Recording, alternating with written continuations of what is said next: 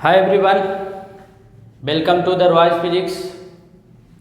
My name is Engineer D. N. Roy, ex-faculty of Super 30. तो हम लोग क्या पढ़ रहे थे, क्या कर रहे थे? कूलम्ब्स लॉ के ऊपर न्यूमेरिकल्स कर रहे थे, प्रॉब्लम समझ रहे थे. ओके, तो आई होप 3 प्रॉब्लम्स हम लोगों ने पढ़ लिया था, कंप्लीट कर लिया था, समझ लिया था. एंड इस वीडियो में क्वेश्चन नंबर 4 और 5 का हम सॉल्यूशन देखेंगे, समझेंगे कैसे सॉल्व होगा. ओके, तो see the question 4. 2 particles each having a mass of 5 gram. 2 particles है, each having a mass of 5 gram. Mass कितना है? 5 ग्राम है. दोनों का मास सेम ही है, 2 पार्टिकल्स हैं. And charge 1.0 into 10⁻⁻7 coulomb. Stay in equilibrium, stay in limiting equilibrium. Friction chapter में आपने पढ़ा था what is limiting equilibrium. Limiting equilibrium that means friction का मैक्सिमम वैल्यू जब हो जाता है, फ्रिक्शन फोर्स का मैक्सिमम वैल्यू जब हो जाता है, उसी केस को हम लिमिटिंग इक्विलिब्रियम कहते हैं. On A horizontal table with A separation of 10 centimetre. दोनों पार्टिकल के बीच का जो सेपरेशन है ना, वो 10 सेंटीमीटर है between them. The coefficient of friction between each particle and the table is the same. दोनों पार्टिकल्स एंड टेबल्स के बीच में जो फ्रिक्शन लग रहा है वो सेम लग रहा है. That means coefficient of friction same है, मास भी सेम है, तो फ्रिक्शन भी सेम हो जाएगा, सेम लग रहा है. तो find mu, find the coefficient of friction. तो बहुत ही सिंपल है. सपोज दैट एक टेबल है, उस टेबल के ऊपर 2 पार्टिकल्स रखा हुआ है. 2 पार्टिकल्स ऐसे रखा हुआ है. एक टेबल है, टेबल के ऊपर 2 पार्टिकल्स रखा हुआ है. ठीक है, ये 2 पार्टिकल्स हैं, each having a mass 5 gram and charge. दोनों का चार्ज सेम है. लेट क्यू एंड क्यू मान लेते हैं. दोनों पॉजिटिव चार्ज है, तो एक दूसरे को रिपेल करेगा, एक दूसरे को रिपेल करेगा. इलेक्ट्रोस्टैटिक फोर्स ऑफ रिपल्सन हो गया, इलेक्ट्रोस्टैटिक फोर्स ऑफ रिपल्सन हो गया. दोनों का मैग्नीट्यूड सेम ही होगा बिकॉज एक्शन रिएक्शन होता है. ओके, तो रिपेल कर रहा, एक दूसरे को रिपेल कर रहा, ये रिपेल कर रहा. दैट मीन्स ये जो Q है, चलो Q1 Q2 मान लेते हैं, दोनों का वैल्यू सेम ही है. Q1 Q2 को रिपेल कर दिया उस डायरेक्शन में, Q2 Q1 को रिपेल कर दिया इस डायरेक्शन में. तो टेबल पे ये पार्टिकल इस डायरेक्शन में मूव करना चाह रही है. दैट मीन्स इस डायरेक्शन में मूव करने की टेंडेंसी है, बट मूव नहीं कर रही है बिकॉज इस पर एक फ्रिक्शन फोर्स भी लग रहा है. फ्रिक्शन फोर्स लग रहा है इस डायरेक्शन में, ये फ्रिक्शन फोर्स हो गया, फ्रिक्शन फोर्स हो गया. इसको चलिए स्मॉल f से रिप्रेजेंट कर लेते हैं. इस पे भी फ्रिक्शन फोर्स लग रहा होगा बिकॉज इस पार्टिकल का टेंडेंसी इस डायरेक्शन में जाने का है, इस डायरेक्शन में जाने का टेंडेंसी है. तो इस डायरेक्शन में जाने से रोक रहा है. कौन रोक रहा है? फ्रिक्शन रोक रहा है. और फ्रिक्शन में भी कैसा फ्रिक्शन है? लिमिटिंग फ्रिक्शन है. That means maximum value of a static friction is called the limiting friction. Limiting friction है. Q2 Q1 को इधर धकेलना चाह रहा है, बट इधर नहीं धकेला रहा, इधर मूव नहीं कर रहा due to friction. And same as Q1 Q2 को राइट साइड में धकेलना चाह रहा, रिपेल करके उधर भगाना चाह रहा, लेकिन उधर नहीं भाग रहा. क्यों नहीं भाग रहा? Due to friction. तो बहुत ही सिंपल है. यहाँ पे हम क्या कर देंगे? Friction force and limiting friction force and electrostatic force of repulsion को इक्वेट कर देंगे. बहुत ही सिंपल है. तो इलेक्ट्रोस्टैटिक फोर्स ऑफ रिपल्सन का फॉर्मूला क्या हो जाएगा? 1/4 pi epsilon 0 Q1 Q2 over इस डिस्टेंस को R मान लेते हैं, R². And friction force, limiting friction force का वैल्यू क्या होता है? म्यू इंटू n होता, where n is what, n is the normal reaction. Normal reaction इस कंडीशन में क्या होगा, mg के बराबर होगा, बिकॉज दोनों टेबल पे रखा हुआ, तो mg नीचे की तरफ लगेगा तो टेबल नॉर्मल रिएक्शन ऊपर की तरफ, दोनों टेबल पे रखा हुआ। टेबल पे रखा हुआ तो यहाँ से क्या निकल जाएगा, म्यू निकल जाएगा, एंड इसको लिख सकते हैं म्यू इंटू एन का वैल्यू mg। फ्रॉम हियर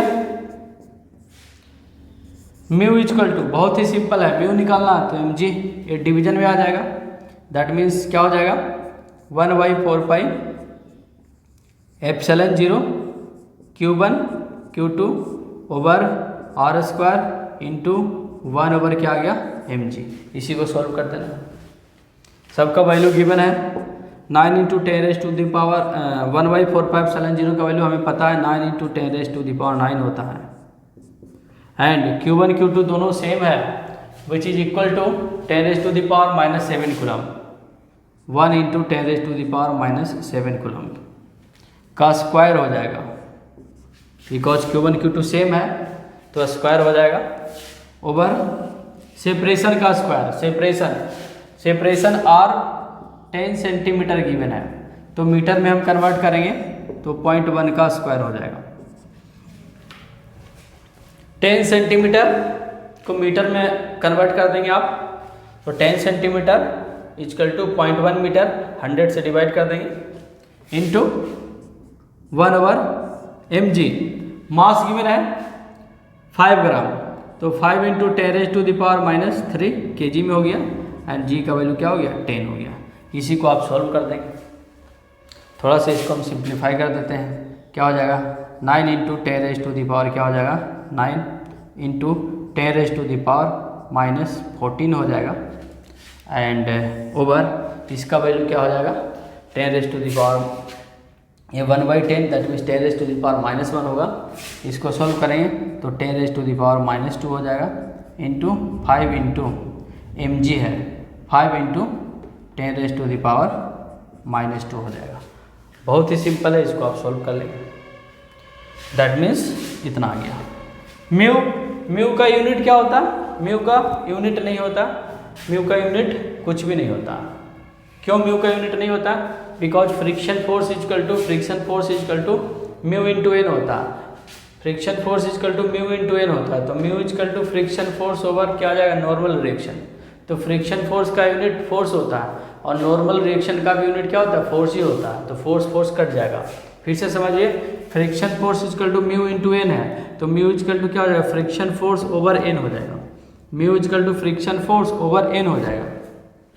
तो फ्रिक्शन फोर्स का जो यूनिट है वही एन का यूनिट है, नॉर्मल रिएक्शन एक फोर्स ही होता है, तो फोर्स का यूनिट कट जाएगा, तो इसीलिए इसका कोई भी यूनिट नहीं होता है, कोई भी यूनिट नहीं होता है। Mu is the unitless quantity, mu is the unitless quantity, so simple.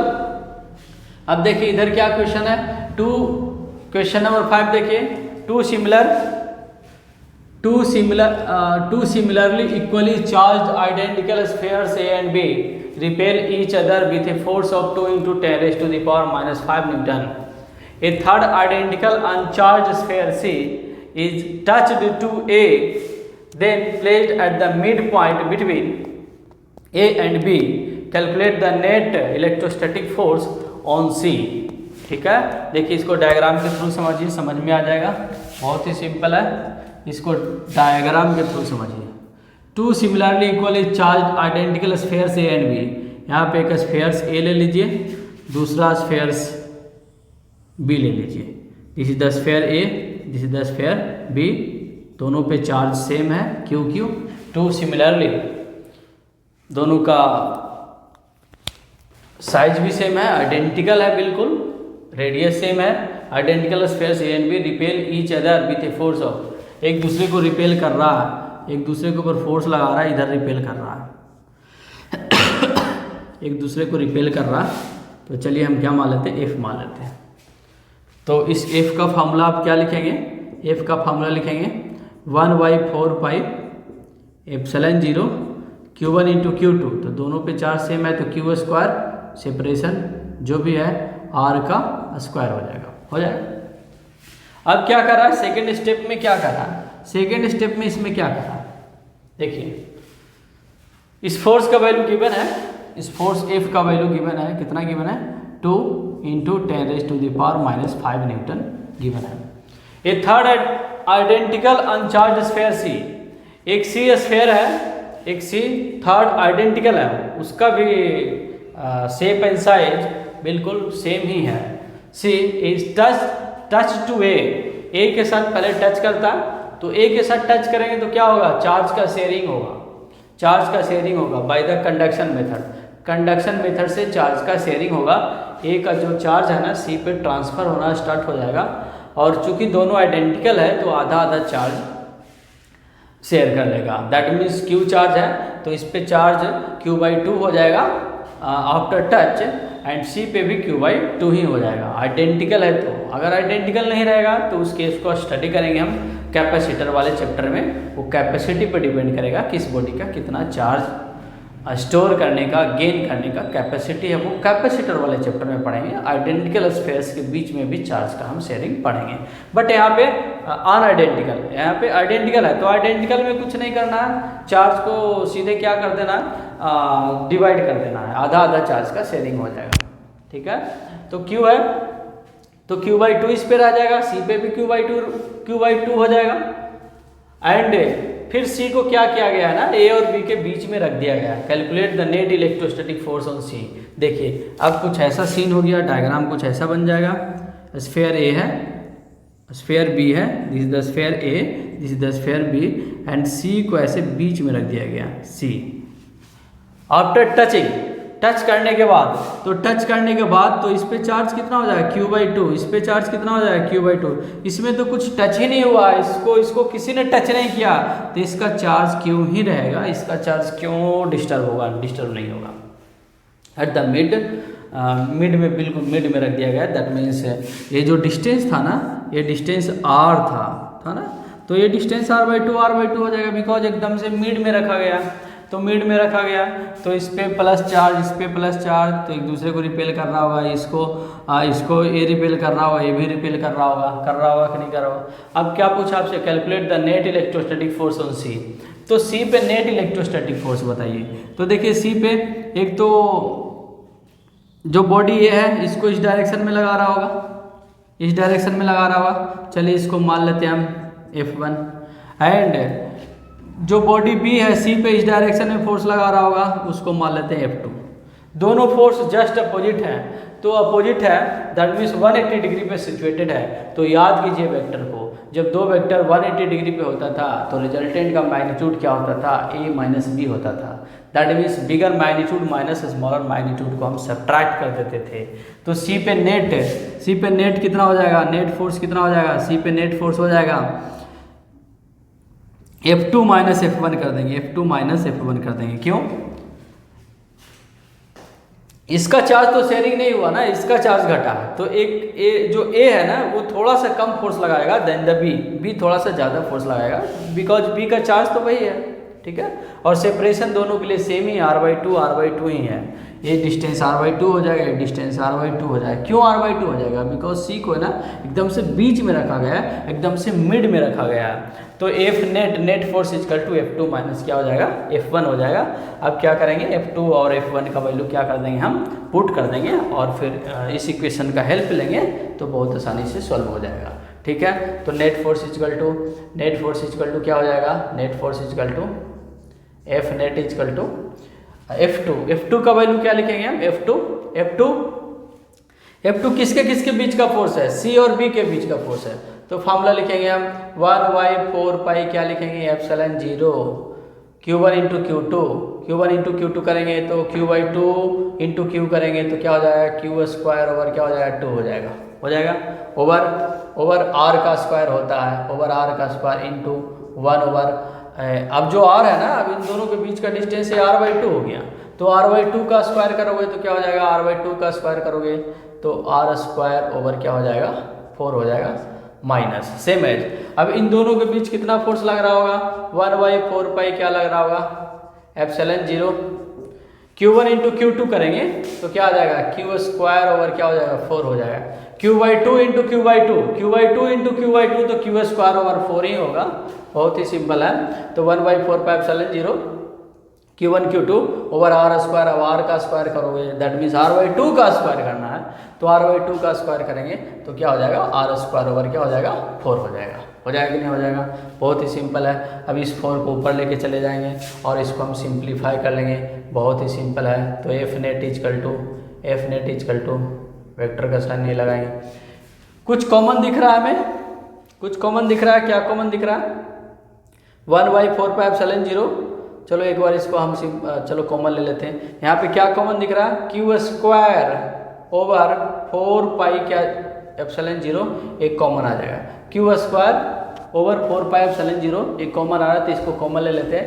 तो यहाँ पे क्या बच जाएगा, एंड R² भी ऐसे कॉमन आ रहा है, चलिए बाद में ले लेंगे इसको कॉमन। ये ऊपर जाएगा तो 4 हो जाएगा, 2 2 जा 4 कैंसिल हो जाएगा, ये ऊपर जाएगा तो 4 हो जाएगा, ठीक है ना। चलिए इसको ऊपर भेज देते हैं हम, क्या हो जाएगा, ऊपर जाएगा तो 4 ओवर 2 इंटू क्या हो जाएगा, R² माइनस Q² ओवर 4πε0 तो हमने कॉमन ले लिया, तो ये 4 ऊपर जाएगा तो क्या हो जाएगा, यहाँ पे क्या हो जाएगा, 4 ओवर 4 इंटू क्या हो जाएगा, R² हो जाएगा। बहुत सिंपल है, इसको कट कर देंगे, ये कट हो गया, 2 2 जब 4 कट हो गया, ठीक है। तो यहाँ से देखिए नेट फोर्स इजकल टू क्या आ गया, नेट फोर्स इजकल टू क्या आ गया। अब देखिए क्या कॉमन लग रहा, 1 ओवर R² भी कॉमन आ रहा है, तो क्या आ गया, Q² over 4πε0 into R² common आ रहा है, 1 ओवर R²। तो यहाँ पे क्या बच गया, 2 बच गया, माइनस यहाँ पे 4 से 4 कट गया, 1 ओवर R² आपने कॉमन ही ले लिया, तो यहाँ पे क्या बच गया, 1 बच गया। तो देखिए क्या आ गया, नेट फोर्स इजकल टू आ गया Q² over 4πε0 into R²। Net force equal to आ गया Q² over 4πε0 into R² into 1। अरे क्या आ गया, देखिए ध्यान से, ये क्या आ गया, ये तो आ गया, ये क्या आ गया, देखिए 1/4πε0 Q² ओवर R²। इसका वैल्यू भी पता है, 2 इंटू 10⁻⁻⁵, तो ये आ गया 2 इंटू 10⁻⁻⁵ न्यूटन। इसका मतलब C पे जो नेट फोर्स लगेगा ना, 2 इंटू 10⁻⁻⁵ न्यूटन, जो कि चार्ज शेयरिंग से पहले A और B के ऊपर फोर्स लग रहा था, उसके बराबर ही आ गया, उसके क्या आ गया, बराबर ही आ गया। तो बहुत ही सिंपल है, एक बार और इसको बढ़िया से समझ लेंगे हम लोग।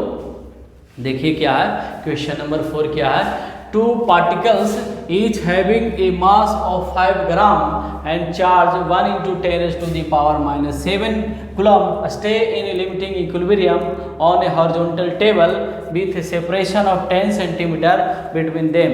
The coefficient of friction between each particle and the table is the same. Find mu. mu का वैल्यू पता करना है, तो बहुत सिंपल है, दो पार्टिकल है, दोनों के बीच का सेपरेशन 10 सेंटीमीटर गिवन है, दोनों पे चार्ज का मैग्नीट्यूड सेम है, साइन भी सेम है, पॉजिटिव है, तो आप निगेटिव भी मान सकते हैं दोनों को, तो भी रिपेल ही करेगा, ठीक है, रिपेल करेगा। तो एक दूसरे को ऐसे रिपेल कर रहा है, दूर भगाना चाह रहा है, तो फ्रिक्शन का डायरेक्शन इस डायरेक्शन में हो जाएगा, बिकॉज फ्रिक्शन क्या करता है, मूवमेंट ऑफ टेंडेंसी को क्या करता है, अपोज करता है। जिस डायरेक्शन में मूव करना चाहता है, मूव करने की टेंडेंसी होता है, उसके अपोजिट डायरेक्शन में फ्रिक्शन फोर्स का डायरेक्शन होता है। तो Q1 Q2 को उधर भगाएगा तो फ्रिक्शन इधर लग गया, Q2 Q1 को इधर भगाना चाह रहा है तो फ्रिक्शन का डायरेक्शन इधर हो गया। दैट मीन्स इक्विलिब्रियम की कंडीशन की बात कर रहा है। इक्विलिब्रियम में क्या होता है, नेट फोर्स 0 होता है, दैट मीन्स ये दोनों फोर्स आपस में बराबर हो जाएगा, कैंसिल हो जाएगा, तो F इजकल टू FL हो गया। That means electrostatic force of repulsion equal to limiting force of friction आ गया। इलेक्ट्रोस्टैटिक फोर्स ऑफ रिपल्सन का फॉर्मूला क्या होगा, कूलम्ब्स लॉ से 1/4πε0, दो चार्ज के बीच कितना फोर्स लगता है, कूलम्ब्स ने बताया था 1/4πε0 Q1 Q2 over R² equal to mu into N, limiting friction limiting friction का वैल्यू है mu into N, N equal to क्या हो जाएगा mg हो जाएगा।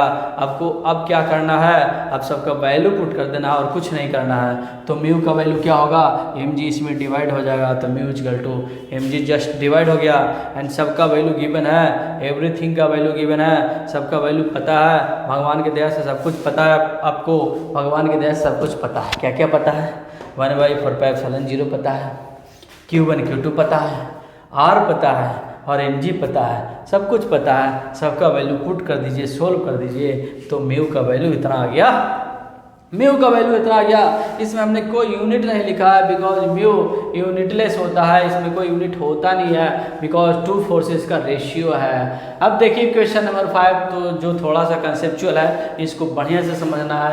क्या कह रहा है क्वेश्चन नंबर 5, एक बार देख लेते हैं पूरा वीडियो आ रहा है कि नहीं आ रहा, पूरा बोर्ड कवर हो रहा है, बहुत बढ़िया। Okay, to similarly equally charge identical spheres A and B repel each other with the force of this। क्या कर रहा है, दो एकदम से सिमिलरली एकदम से समान दो क्या है आइडेंटिकल स्फीयर्स है, रेडियस सेम है, सब कुछ सेम है, एकदम से दोनों सेम है, एक दूसरे को रिपेल कर रहा है, फोर्स लगा रहा है, इतना फोर्स लगा रहा है। अब क्या करा, अब क्या आया कहानी में, थोड़ा सा ट्विस्ट आया। क्या कह रहा है, ए थर्ड आइडेंटिकल अनचार्ज स्फीयर से एक तीसरा कोई आ गया, एक तीसरा आ गया, कहानी में क्या आ गया, कोई तीसरा आ गया, सी स्फीयर आ गया, जो क्या किया, ए को टच कर दिया। जो सी आया तीसरा आया ना, वो ए को क्या कर दिया, टच कर दिया। भाई जैसे टच किया तो फिर क्या हो गया, चार्ज का शेयरिंग हो गया। बिकॉज जब एक अनचार्ज बॉडी किसी चार्ज बॉडी को टच करता है, फिजिकली कांटेक्ट में आता है, तो बाय द कंडक्शन चार्ज का शेयरिंग होता है। तो ए से सी में चार्ज जाना स्टार्ट हो जाएगा, कब तक जाएगा, जब तक कि दोनों पे चार्ज सेम ना हो जाए, दैट मीन्स इक्वली डिवाइड ना हो जाए। क्यों इक्वली डिवाइड की हम बात कर रहे हैं, क्योंकि दोनों स्फीयर आइडेंटिकल है, एकदम से समान है। तो जब समान है तो आधा आधा ही प्रॉपर्टी का क्या होगा, बंटवारा होगा। दो भाई है तो आधा आधा प्रॉपर्टी का क्या होगा, बंटवारा होगा, क्योंकि दोनों भाई क्या है, इक्वली ही क्या है, इक्वली एकदम हकदार है। ओके, बहुत सिंपल है। तो सी को स्फीयर लिए, इससे टच किए, अब इससे टच किए तो इसका आधा चार्ज सी पे आ गया, आधा चार्ज इस पे रह गया, फिर सी को बीच में रख दिए। चलिए सी को बीच में रख दिए, तो ए और सी के बीच का डिस्टेंस r/2 हो जाएगा, सी और बी के बीच का डिस्टेंस कितना हो जाएगा, r/2 हो जाएगा। एंड ए एंड बी के बीच का डिस्टेंस तो वही है, r ही है। तो जब ए और बी के बीच का डिस्टेंस r था, तब फोर्स का फॉर्मूला क्या होगा, फ्रॉम द कूलम्ब्स लॉ क्या हो जाएगा, 1/4πε0 Q1 Q2/r², जिसका वैल्यू गिवन है 2 × 10⁻⁻5 न्यूटन गिवन है। अब देखिए क्या करेंगे, आपसे क्या पूछा है क्वेश्चन में, क्या पूछा है, calculate the net electrostatic force on C. तो सी पे नेट फोर्स कितना लग रहा है, तो ए क्या करेगा, सी को उधर धकेलेगा, और बी क्या करेगा, सी को इधर धकेलेगा। बी थोड़ा ज़्यादा फोर्स से धकेलेगा, ए थोड़ा कम फोर्स से धकेलेगा, बिकॉज ए का पावर थोड़ा घट गया, इसकी प्रॉपर्टी का क्या हो गया, प्रॉपर्टी का इसका बंटवारा हो गया, बट इसका प्रॉपर्टी तो उतना ही है, तो थोड़ा ज़्यादा पावरफुल होगा, तो ये थोड़ा ज़्यादा फोर्स से धकेलेगा, एक कम फोर्स से धकेलेगा, तो नेट फोर्स इक्वल टू ज़्यादा फोर्स माइनस कम फोर्स। ओके, ज़्यादा फोर्स माइनस कम फोर्स। तो देखिए F2 इन दोनों के बीच लगने वाला फोर्स, फिर से Coulomb's law 1/4πε0 Q1 Q2/r², that means Q/2 × Q/r², तो Q² हो जाएगा। एंड r² यहाँ अब r/2 हो गया, तो r/2 का स्क्वायर करेंगे तो r²/4 हो जाएगा। सेम एज F1 का वैल्यू क्या हो जाएगा, 1/4πε0 Q1 × Q2, that means Q/2 × Q/2, तो Q/2 × Q/2 क्या हो जाएगा, Q²/4 हो जाएगा। एंड r/2 का स्क्वायर r² क्या हो जाएगा, 4 हो जाएगा। अब जो कॉमन दिख रहा है हमने कॉमन ले लिया, Q²/4πε0 एकदम से कॉमन दिख रहा है, तो कॉमन ले लिया, A4 ऊपर चला जाएगा, तो 4/2 r² हो जाएगा, A4 ऊपर चला जाएगा तो 4 से 4 कट जाएगा, तो 4 ऊपर चल गया, तो 4/4 r², 4 से 4 कट गया तो 2 × 4 हो गया। आप देखिए r² कॉमन ले लीजिए, इस टाइम भी कॉमन ले सकते हैं, लेकिन एक स्टेप आगे बढ़ा के हमने कॉमन लिया।